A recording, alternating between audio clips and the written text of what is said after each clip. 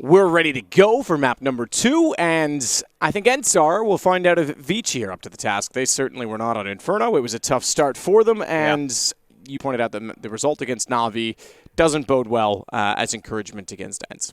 Definitely not. 16-6, I think it was. Or Yeah. So when you look at that, and now you're going into ENCE's map choice, it was actually the other way around when they played Na'Vi, right? You know, so you have to consider that whole situation that when you go into a game like this, when you're looking at a team who didn't really get the individuals going, how are you going to compete against an ENCE who have definitely pulled up their socks? It feels like they've been given their marching orders in a way, and hey guys, yesterday we can't let that happen again, and that can't be blips on the radar. I'm not saying Vitality are a bad team by any means. It's just they were coming in as one of the favorites in this tournament, and now they can only go through in a 3-1 position, which obviously affects seeding going into the brackets. But we're going to get underway momentarily. We can see right here that the rounds are getting restarted for this knife round. And once again, this one's pretty cut and dry. If you win the knife, I assume you'd like to start on the CT side. It is one of the CT bias or CT-sided maps that we still have in the pool. I would say most maps are CT-sided.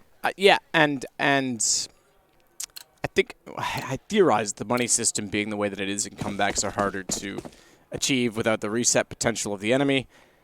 You kind of want to start on the easy side more, perhaps, now. I haven't seen it be as dramatic as I thought it was going to be, the new money system, but we'll figure out the side based on the knife. I'm not going to speedcast it. Must resist. Yeah, I think this is just a nice soft opening for us, you know, get any thoughts out the way. And as we see here, it'll be won by ViCi Gaming, who I assume will swap on over momentarily, just to bring home the point that I was talking about before about the maps and the sides and the choices. So, was when they played Na'Vi, Na'Vi's map choice. So, just to make sure everybody's on board there, Na'Vi beat them 16-6, an 11-4 first half, and then they won the second half 5-2. So really struggling on the T sides. So ViCi now get a chance to see if they can course correct and do a little bit better on their CT half. Some of the things to look out for here that I think ENCE does very well. Their defaults, we saw how methodical they were on Inferno. There's no difference here on a map like Train.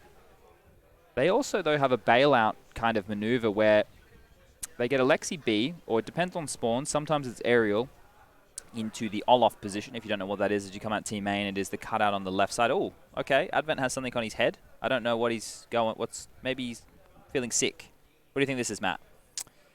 I don't know. I'm not familiar with that. Obviously, they've got lots of different medical practices over here. Maybe it's a headache. It could be like a acupuncture, thing, right? That came with them. It could be. It's like some sort of like cool pad, like a heat pad that you would use for muscle ache. It's like the opposite of head relief. There's going to be a lot of head relief needed. Look at the 4 headshots. Advent with 2 of them. Good to see him get a good start after being silent for the first half on Inferno. 2 kills only to his name at the end of the first 15 rounds. It's still, though, ENCE with the advantage. Sergey tries to jump away. Advent finds him. Nearly gets a 4th as well. Spectacular start isn't enough. Freeman was pushing over toward the B tunnels. He's ages away from the site. Really stalled that one out and gave a chance for ViCi to find some kills in the fray, but not to be the case. And now coming through Connector, very low on HP, 30 points to his name. No defuse kit. So finding both these kills and getting the completion of the defuse is going to be difficult, but Ariel's going to put a stop to that before he can even get close. Another headshot, and that'll be the first round on the board here for ENCE. Starting strong with the pistol. We'll get to see these type of rounds that I'm talking about coming into fruition. There was a couple of things. ENCE have obviously been adding a lot of things. They've been changing a lot of things as they've been progressing as a team. Even from the minors to when they played in the major, I remember watching with Natu, and I was talking about they had an Antico round and they went Ivy and they got destroyed. And I was like, Natu, they run that same Antico every round. And he's like, every time they have an Antico round, he's oh, yeah, okay. And then they adjusted that going forward. So, you know, they were always learning, they're always adjusting, and there's obviously lots of holes in your game here, but ENCE are doing the best at plugging up as many as they can. They've gone fast out onto the yard and through Ivy. We can see Alu with an Act 10 and Act 7 as well. He's made it out through the cutout. Kills going down all across the board. And Advent now last man standing, thinking, what has happened on that outer yard? Everyone's been obliterated, and now my force buy, the call that I've made, has really given me no chance to be effective. And maybe he'll just hold on to that CZ with the armor. It's one of those things, it's so difficult to be a really good team in Counter-Strike now, like at the top, because you need a million different variations of things. You can't just do the same thing every round. You can't do the same thing every game. There's so many matches of Counter-Strike going on. You need to continuously update your playbook. You think about teams who got burnt out and weren't able to adjust on the road. It's like Mousesports, for example. They were playing tournament after tournament after tournament. They never had a chance to continue to grow their map pool, their playbook. Their only good map for such a long period of time was Mirage, and then when they started to taper off, even their Mirage was getting countered because it was their best map. So if ENCE are able to play in such a tournament circuit like this and continue to innovate, continue to add, continue to stay, one step ahead of the teams below them, then that's how they're going to make sure that they continue to stay within the top 5, the top 10, whatever you'd like of teams in the world.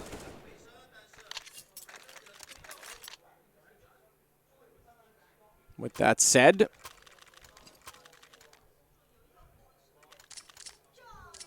it's ENCE stretching out early with Alu staying on, despite having enough for an op. I was about to say glass cannon. It would be if he didn't already have the armor. He'll stick with the MAC-10 for one further round, knowing he's up against pistols. That's a wise decision. Guarantees he'll have the op in the gun round. And gives him a chance to farm up some more cash monies as well. Real.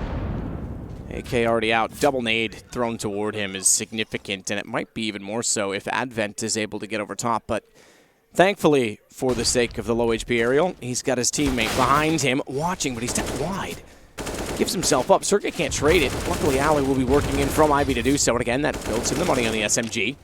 Sergey E-Box, Alu swarming inside of the site, all held together. In fact, a team kill to help them out. I was wondering how that happened so quickly. Zilking took down his friend, or former friend. I'm sure they still are. It's quite nice that that's not as detrimental as what it used to be. Yeah, in terms of the money? Yeah, that used to be insane. Yeah. So that's a little bit lighter of a punishment right there. So the pie will come in. Kaze has the AWP, as you were alluding to. We'll have a smoke grenade as well to work with. On the other side of things, Alu's picked up one. MAC-10 will be kept for X7, so let's see what type of approach we get coming out here. It looks like the opening smokes. Expect to see these a lot from ENCE. The land, the 5 lane, and the E-Box covering off the position. And there we go. Alexi B's pushed on out. He's been taken down. Smoke, though. He's not been able to get anything done, but Ivy is where the real damage is. As two players have been able to get on out, find some territory, and get shut down, it appears, as ViCi are dealing with this quite easily. Zilking backing off. Baits them straight into Kaze. Down they go. So Alu now will finally upgrade. Lots of money left over for ENCE. He might even get dropped an AWP, yeah. Well, he could, yeah, you're right. X7 can drop it to him. And you called it right, because X7 does exactly that. Gets him a heck of a lot more utility. Utility, man. I wonder if that fast approach was because of the MAC-10 and X7's hands, or if they would have done that regardless. But those opening smokes that I mentioned, expect to see them an awful lot. Should be seeing them come out yet again here. Over the wall, we can see X-Ray and land in those exact same positions. One towards E-Box, one towards 5 lane. And this time around, Aerial's the man making out into Olaf. What happens if you get into this position and you don't get cleared, you don't get pushed away? It means that you can hear a lot of information. You can also be reflashed by your teammates to go for some more audacious duels. But ViCi would have done their homework. They'll know that this is a similar play, something that we do see coming out from the likes of ENCE from time to time. Ramen flashed in brilliantly by Joking. Takes down Aerial. Alu managing top pallet to get above the smoke and find him in return. Bomb still outside toward T-spawn is just hanging out, waiting for the call. Alu's actually pushed up now into Olaf with the AWP. He's trying to get an angle down toward Ivy. There's no one really there. If he continues to call that, that should give confidence to Alexi B, who wants to work in, but Joking gets up above, and Alu had no idea. X7 finally gets in a position to return it. There's Alexi B, exactly that. He knew no one was there because Ali was looking at that position. All he had to do was look left, deep, and then once he was walked out, that was it. Hell was open, everything he knew it. Covers in, finds a kill. Freeman's going to try and go old bomb rotation back to the site and be sneaky about it, waiting for the shot to come out from ZConnect, but that takes away some of the aggro. Freeman gets one for it. Traded out immediately. That's where ENCE has prevailed in this round. All trades going their way as Kaze tries to do what he can inside of the site with the AWP. Apparently he can do a lot. He nearly gets a chance to find the second as well as Alexi B's on top of the train. He falls off now knowing he's against an AWP, and all he has to do is stay alive to keep that bomb ticking. 4 HP as well. This AK should, you'd think, get the round. Kaze's not going to allow that to happen easily. Didn't commit to the fight. Had time to do so. He's got a kit. He might just hold this. Oh. He might. He's behind. He's got this. He's behind the train. Wow. Didn't see him in time. Alexi gets there just in time, but the defuse happens. ViCi picked the round. That's pretty spectacular. Wow.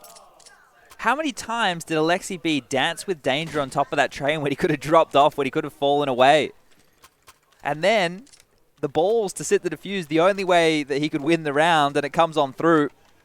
Good stuff right there from Kaze, the hero in the round. Will post a second on the board, but their buy is weaker even though they were able to get the round win.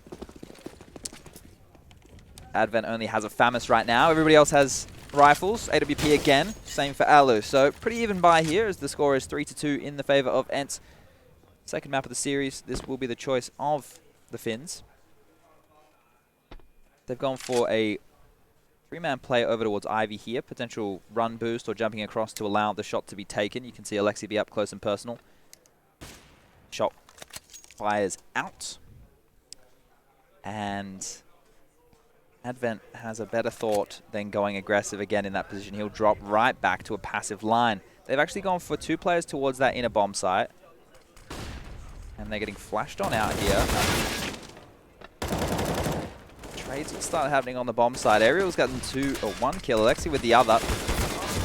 And they just keep on falling. So the 3-man hold here has just been obliterated quite easily from ENCE.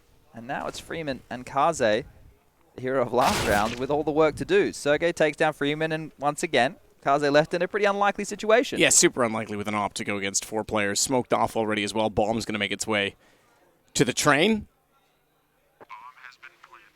Alu. Just watching exactly where he needs to at this point in time, and he'll get the kill as they walk in cleanly. Is that a black coffee map? Oh, you just going to ask me straight up? Well, I was trying to be subtle about this. Like, it's going to be impossible for us to... It looks like hot chocolate. That's what it smells like to me, too. That's a black coffee. That's a black coffee. Do you want the hot chocolate? I'll take the hot chocolate. All right, interesting. There you go. Not a cappuccino, but it'll work. It'll work. It'll work. My grandmother said it was proper etiquette, since we're going to just talk about what's going on here, to order black coffee because no one can get it wrong. I got it wrong yesterday, so... That was the order more so than the coffee. It doesn't matter. A hot beverage is more than I need right now. And the eco, for ViCi, they need a miracle in this round to be able to turn it on its head. Train, look, there's other maps where you can do like a lot of stacks. We see teams go towards the back of the old bomb train. They set on up and they do a little bit of a formation there and hope that the USPs from range can get a kill or two. But with USPs only on a map like Train, which is range-based, it's a lot more difficult to make the magic happen. Deagles, the P250s, you know, you can pick up a scout. There you go, then you're talking. But here it should just be one after the other. ENCE picking up all the frags. Well, 2 rounds in a row and they don't get any guns, so ENCE is going to be able to make this potentially 5-2. And ENCE are picking up all the frags. You're absolutely right. X7 even getting Kaze down once more. Alu doesn't get anything really going in terms of money bonus, but he already has the op. He's got 6 grand left in the bank. Got 2 kills that round. He's certainly been a contribution, or I should say contributing factor is better way of putting it, in this series. He sits at 7-3 this map, top of the scoreboard yet again early on. He was tops early on Inferno as well. So, decent for him. And another op map in a lot of ways. Very different op map. Everyone always talks about it. There's lots of different corridors. They're all tight points if you want to. Like, there's no wide open, huge tunnel that you're going to flick on, but lots of different angles you can play. And if you're a good up-close opper, you can actually be very dynamic. So it's a very different style of opping, but it certainly is a powerful gun. Oh, Almond. There's been 2 TKs in this half right now for ViCi, and we're only 8 rounds into things. Soaking was the deliverer this time. He's the receiver. XCB traded out by Freeman, but unfortunately trades don't really count for much when you team killed and you're down a man already. Sergey's going to close out the round. That one was unfortunate because he actually was firing at the target correctly and just got completely caught off by his teammate also peeking at the same time. Most are unfortunate, to be fair. None of them are intentional. But that one was almost, I felt bad for him. To note, this is a completely different approach coming out from ENCE. If you watched Inferno, if you saw the first map, they were a lot more methodical, a lot slower. Sure, they would have to fight for banana control, but they were playing for more real estate on the map, and then they would attack, and then they would make the decisions. This time round, in a lot of these gun rounds, it has been relatively quickly, and it's been out towards the outer bomb site. And we've talked about conditioning a lot over the last couple of days. What it'll do, at least in future gun rounds, is force the likes of ViCi to play 4 players early towards that yard. They have to respect those opening smokes, the E-box and the 5-lane smoke, and they have to lean, they have to clear, they have to make sure that there's no impending threat straight away. And that's going to allow an avenue for ENCE to go for really quick contact plays or explosions towards the inner bomb site. Gives them a chance to bait out a lot of utility. So they've done a really good job by setting the pace early. And you're going to see these factors actually carry on through the entirety of the match because ViCi have to keep all these little details in mind. And that's not even on top of the individual duels, the way that a player jiggle peeks a corner or how he baits out your nades. There's so many different layers to Counter-Strike. Difficult to point them all out, difficult to watch them all. But definitely something that everybody should be able to appreciate and respect to some level. And now ENCE are going to be scurrying on over towards that inner bomb site. There's 55 seconds left on the clock. All 5 players remain for both sides. It will be an execute. So they're going to have to play in front of the wave of utility that we're about to see come in. Aerial down the ramp. Flames on the train. Aerial swings in. He's actually got two. He got tagged rather very early down to just above the 12 HP he's on now, but not by much. So to find those 2 kills, good position holding from him. Pistol's not doing much. 7-2. This was 4-2 at a point, looking close. It was closer than that. It was 3-2 at a point, looking close, and now it's just gone completely the other way for ENCE yet again. They do like the color blue, you're right. I do wish it would kind of represent the team they're on, just for the sake of ease of looking at it and getting information quickly. I can tell you that Aerial is top fragging with 9 kills. That's one piece of information that I can take from this, and he's done a really good job of He's tied with rounds. Alu, just to be clear. Has more assists though, right? Yeah, I think that's correct. Yeah. So we'll give him that. Alu Fine, has 0. Chad, you win. Alu has 0. What was his opper? Yeah. Oppers shouldn't really be Go getting for the assists. leg shots, Alu. Yeah, intentionally get the assists, dude. It changed now from ViCi. They didn't have the same pressure applied to them, and they were able to push forward and clear out main. So we've seen them get the information there. But as we can see, Freeman is alone towards that inner bomb site. Utility is being displaced now to clear out the close corridors of the box holes. And that's caused a rotation over on into the inner site with Advent now in the connector position. Zoking up close and personal in Pop Dog for a fast flank. And oh dear, X7 dancing with danger. And the flash comes in. Here's the inside attack. Advent blind up from afar, won't be able to land anything. Alu, the man at the moment, continues to frag. And now Freeman up close. He's going to get Sergey. Has a chance to do a lot more damage. Pivots and Aerial. He'll stop any hopes that he had in this round of moving forward. It just leaves Zoking, Orman, and Kaze all back towards this connector position, and as they want to move, as they want to try and take back lines positioning, they just get picked off by Alu. So things are very, very clean right here for ENCE. They're doing a great job. There's a lot of different changes, a lot of different looks that they're offering up, and X7 even wants to go for the hunt. They want to take away these guns. Leave them with nothing. One player towards CT spawn. Nearly got caught out for it. Alman, the last alive now, should be going down momentarily. The bomb ticking, and I don't think he'll even save the weapon. M4 back toward the back tracks. Gone. Just ran away. Ran toward out of the frying pan into the fire in some ways. Ran away from one player that was pursuing from Ivy and directly into one that was waiting in CT. Sergey's got 10K, bro. 14K for Alu, the opper. That's not bad. As opposed to Alu the Rifler, you know, just yeah, sure they're no one was different players. confused. Yeah, exactly. Yeah. Important that I threw that in there. But here, obviously the max loss bonus right now is in play for ViCi. Gone for a interesting buy. We've got the Mag 7 out on Freeman, who is the inside holder. That's a fantastic weapon to use up close and personal. Working with an MP9, another close range weapon, UMP for Orman, a little bit more versatile, and then the P250s, which are, in my opinion, one of the most cost-effective pistols that you have in the entire game. $300 for a weapon that can do that much damage. If you can wield it wisely and hit some big shots, then you're looking pretty. I don't know if we'll see this duel between Sergey and Freeman at high ramp. Sergey, one of these prodigies, he knows his limitations, and, well, I was going to say he wouldn't push into Freeman, but Freeman definitely wanted to take the fight to him. Gets the shot off, but not enough damage, and now Sergey will take control. He's going to drop one in and still recovers. That's the B-bomb side open for business, but Zoking's actually cut off the rest of the team from his position right now. It certainly has. He could get Sergey. I think he will. Sergey's looking inside of the site thinking his coast is clear behind because his teammates are walking in that direction. That's a free kill.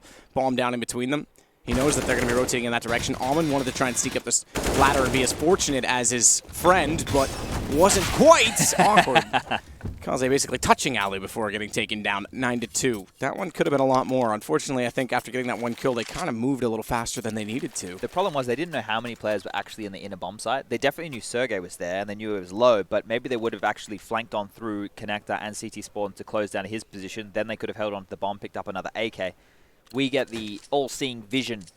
One of the lucky things about watching Counter-Strike and not playing it, you have all the information all the time. So here's those opening smokes again. The pace change back towards the yard. This is the change up. This is the mix up, and this is something we've seen them do earlier. Alexi now behind the smoke. He's going to jump on the rail. A flash will come through any moment, I bet, and he's going to push. Here it comes. Alexi's through. Oh, he's not through. He's listening and waiting for the information as Orman is still up close in this Olaf position. be a bit of a problem, and Alexi doesn't even seem to worry about him. He'll push towards the bomb train, continue to make chaos, and eventually Orman gets taken down, and now it's just Kaze again. Kaze certainly comfortable at hell. Does he know that Alu got above? He did not, so even though it looked like he had some intention to try and clear A main and give himself some space, unfortunately outnumbered and out-aimed as Alu takes him down. It's now 10-2. This series looking to be a quick one. I say that. We'll go to overtime now. Imagine. I don't see that happening in a million years. Now we're definitely going to overtime. And I'm not going to live for a million years, so even if that does happen, everything's going to be cool. So, the Mix Spy. Pistols on the board. I can only talk about them potentially being deadly so many times before they get obliterated, and I can no longer say they're deadly, but Aerial pushing out the entry factor right here, continues to mow on down towards Sandwich, applying a lot of damage onto Kaze. Can he get the third? Yes, he will. The hat trick there is, these rounds are super quick, Matt. These are over in a blink of an eye. Not a literal blink of an eye, because that is very quick. That is extremely quick. Unless you slow blink. That could also happen. Zevin, already up in behind the box. At A main, waiting for the flank, and knows that Almond's on the other side of it. Smoke down. That smoke's actually very clever because there's a gap underneath the side of it, but that's pretty smart from Almond. He knows that his feet were going to show and just jumps above it. I don't mind that. He'll get away with the AWP. It's the only solace in this round, I suppose. Aerial might go for another That used to be my name before Sadokist. Solace? Was Solace. Okay. It's not a bad one. And I think it was before that, was it? I had a few. I think Spit was the one before that. And it was supposed to be Spitfire, but it was just Spit, and everyone thought it was weird. Mine was empty, because when you didn't put a name in, it wrote empty. Ah, okay. Yeah. I thought maybe it was, you know... Like my heart. Yeah, reflective of your depression, perhaps. Yeah. Just empty inside. I did get into Counter-Strike because I was an unpopular little fat kid in school. Self-awareness, Chad. Never comes up shy. Last-ditch attempt here if ViCi want to have anything that resembles a marginally okay-ish last two rounds. Not even a half, because an 11-4 on the CT side, that is abysmal. X7 straight out mid. Look at him go. They're more than happy just to get up, and they have to try and close them down. Look how many resources. Look how many players they have to throw at that. And now towards inside they go. Freeman's dead. This is what I prophesized. This is what I spoke about. This is the change of pace, the ability to play off previous strategies, the way to condition the other team. And ENCE are just punishing them, making them look silly. I love it when an in-game leader calls like this. Aerial far aggressive inside of B already. He'll just wait for the rotation. So actually, I'm not going to put two there. Oftentimes, you get a chance to push a second player up, knowing that that's the most likely retake position. But leaving just him there, he gets the information of everyone fighting at far. He gets taken down with only one and joking. He's added to this. It's just Sergey. And they're going to smoke off the bomb and get on the defuse immediately. They know to look upper. Molotov's not going to matter because the smoke's already in position, and therefore the defuse is successful. Second time a defuse is one ViCi the round with players still alive. And then Amon takes down Sergey anyway. Well, the call was great. The post-plant situation, maybe not so. So ViCi doing a really good job there to get back into it. Advent knowing that the cover of his teammates would have been more than enough. And they will post their third. No pressure possibly applied to ENCE, whose bank is swelling out of control right now. And in the last round, round number 15 of the first half, map number 2. In the 1-1 matchup between ViCi and ENCE. Everybody's got everything they want. And we'll actually see a double AWP set up on the side of ViCi for the first time, at least in this map. We did see it on Inferno as well. Orman was the secondary there as well. He had it towards Banana.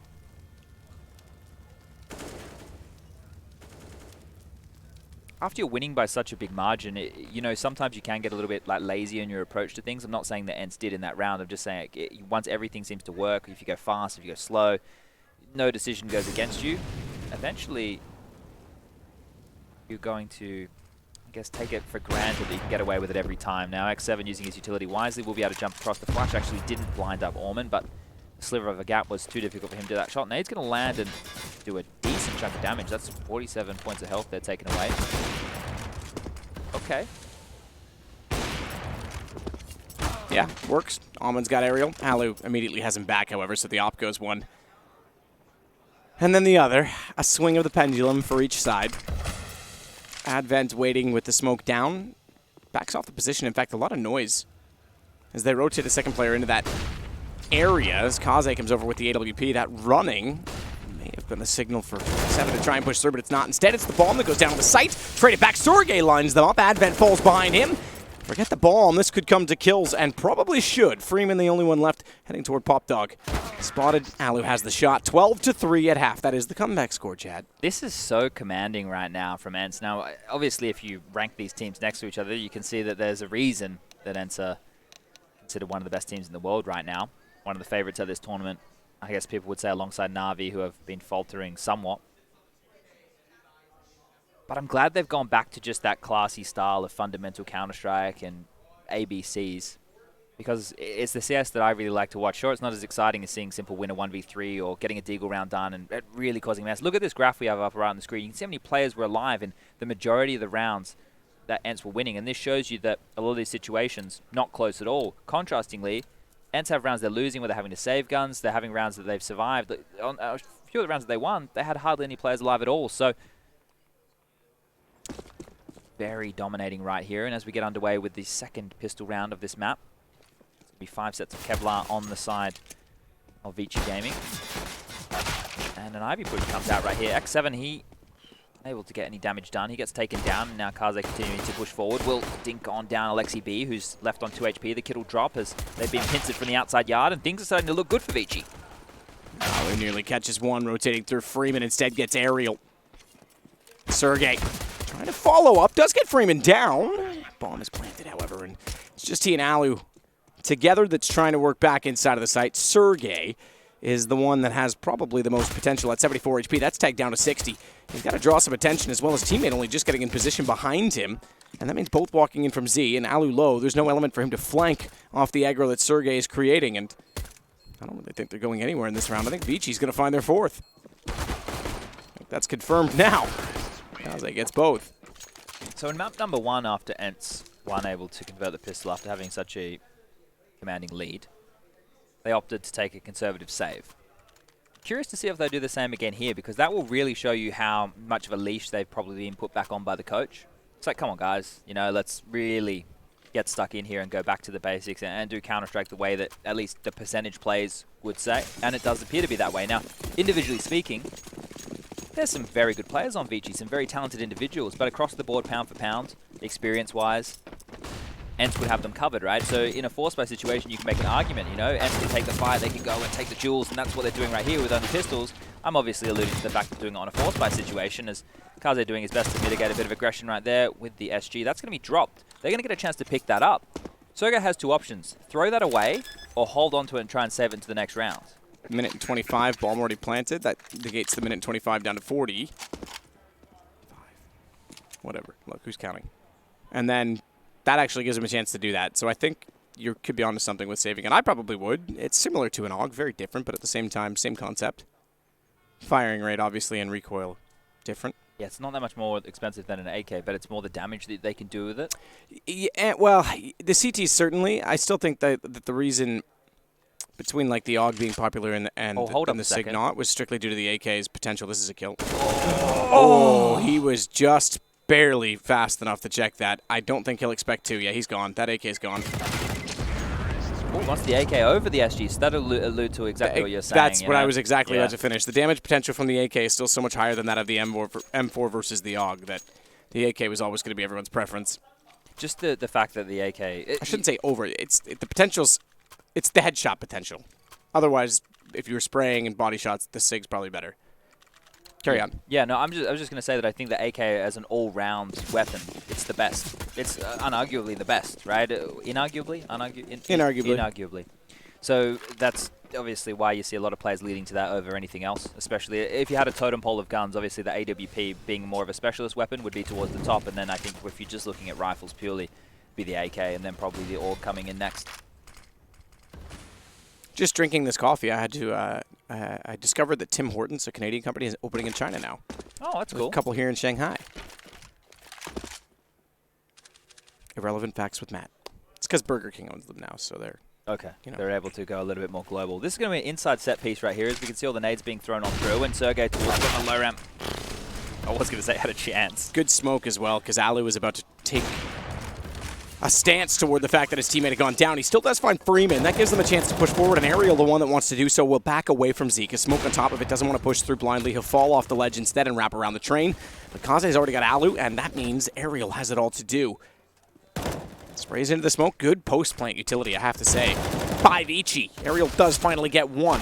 No kits in play. I take that back. Alexi's got one, so they can still go for this. Zoking's going to have to hold off the bomb. He can. He's got a headshot potential, but Alexi's got the shot instead. It's all down to Almond. They could pull off this retake. They're already on the defuse. Almond, he's got a kit. He's got to be aggressive, but he can't. He's too slow on top of it because of the Molotov. He gets the kill anyway, but it's too late. Round's gone, and ENCE get their first, of the second half. Wow. Okay, so we've seen a couple where players have been left alive and diffuses. That's the third one of this game, and we're only 19 rounds in. Well, make that 18. We're just starting round number 19 right now. So, ViCi, threatening, but not deadly. Like drop bears, because they're not real. Anyway, just spoiled that for all the Australians out there trying to troll tourists in the future. But we will be seeing a buy come in from ViCi. Advent has a CZ75. They're going to be throwing some opening smokes out towards that yard. Defaulting across, Orman towards Ivy, Zoking in main, Advent and Freeman making the box holes clear, Sergey defaulting towards inside and getting that information as an anchor. So a slowish start to the beginning of this round. Obviously a lot more pace was used from ENCE in a bunch of scenarios, and flashes will come over. That's going to allow Zoking a chance to see if he can find anybody peeking a little bit too widely. That Molotov is going to give away the position of Alexi. Oh, he's not going to get the better of him. Alexi gets the kill. Orman will find the trade. That's very good work in spacing there. Ariel will now stifle any more of an attack, and this is where Orman has to come up huge. Orman trying to swing back in. Freeman, though, he's still fighting. Chance to follow up with a second on top of it. That round would swing, but it was too good of the positioning from ENCE. 2 in a row now for them, and 2 to go for them to close out this game. Or 10. And we get overtime from ViCi. Maybe even a win, because ENCE is still limited to 14. Let's not forget. It's the penultimate point. I love how he just tried to shoot the op, missed twice. I swear, like, obviously in Source, if anybody played it, when you shooting rifle on the ground, it was super easy. Like, you just tap it used to be easy and go. Right? I think they changed it and didn't say anything. Like, it's so hard to fire a gun across spawn now. It feels a lot more difficult to fire across spawn, that's for sure. Yeah, like the early days, it was easy. There's another thing I want to talk about. Maybe the viewers can start a Reddit thread about it. We can get some discussion and see if we can get some players involved. But it's like when you die with the bomb, right? Mm-hmm. The bomb obviously launches forward. Yeah. And we've seen a lot of occasions where, it shoots over ledges. Yeah.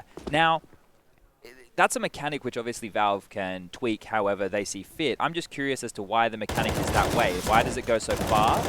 Why doesn't it just drop at your feet, considering it's an item that you can't actually move when it's on the ground? You can't shoot it. It's just stuck like a rock. I think that, yeah, I get your point. I think that if it was a backpack on a player's, like 1.6 where you could clearly see who had it, yeah, I'd be in favor of that.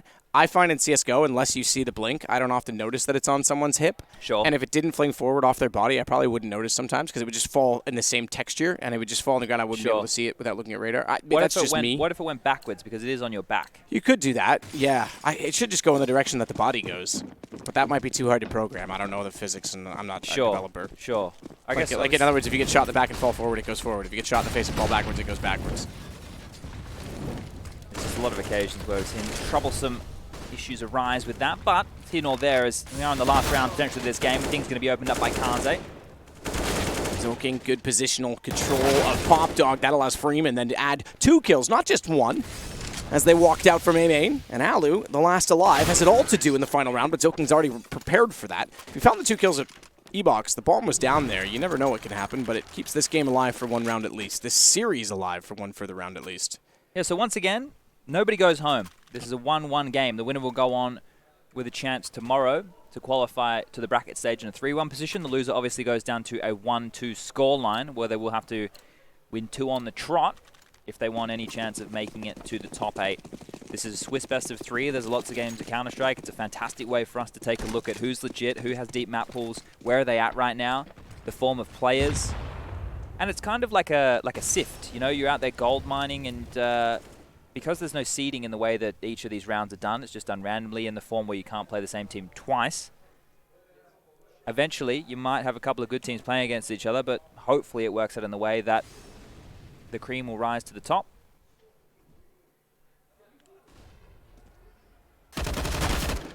Shot out from X7 at long. Pushed out Ivy. Got Bauman down. Good start. That's what they want to close this game. Minute 14 left in the round. Alu and Sergey to hold off in B. Maybe just Sergey for the moment because Alu's limited by utility. Missed shot. Alu gets Freeman above him, but that was not before Sergey first found his death. And Alu's going to follow it up further as he wraps back in. It's just causing an advent. He's going to do what he can with the AWP bomb planted. Good headshot. As Advent finds one over top, looks for a second, but Alu's already got the angle covered off, and it is just the op to hold off 3. Gets to the defuse quickly, smoke already on it, flash high, X7's got the kill, it's over. ENCE have won this 2-0. They go 2-1, and you're right, no one goes home, no one moves on, just puts them in a slightly better position, ENCE to do so. Yeah, and this is the same scoreline as what ViCi were able to get against Na'Vi previously in the tournament on Train. So not looking like a hot map for them by any means. And losing out, I think, on Inferno is maybe the bigger issue or the bigger problem because of the fashion of that game. It was a blowout. It wasn't close. And we were talking about their resume, at least leading up to this matchup. They'd already beaten Na'Vi in the tournament 16-3 on Inferno. It was their home map. It was their go-to map. And now that confidence has probably been shaken by ENCE, who looked very well prepared. They were doing everything by the book.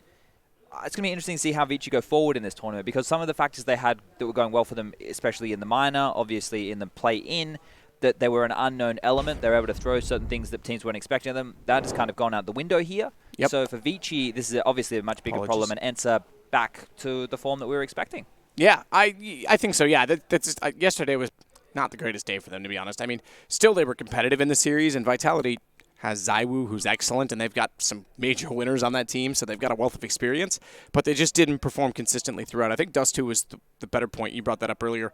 They were up, what was it, 4-0? Yeah, they and then lost 16-4. Yeah, it was not ideal. And then lost on Inferno with a similar sort of run from Vitality in the mid-game that put them on a map point. I thought the comeback was going to come back at one point in time, like actually going to happen, but didn't. So, yeah, this is more like it. This is better off.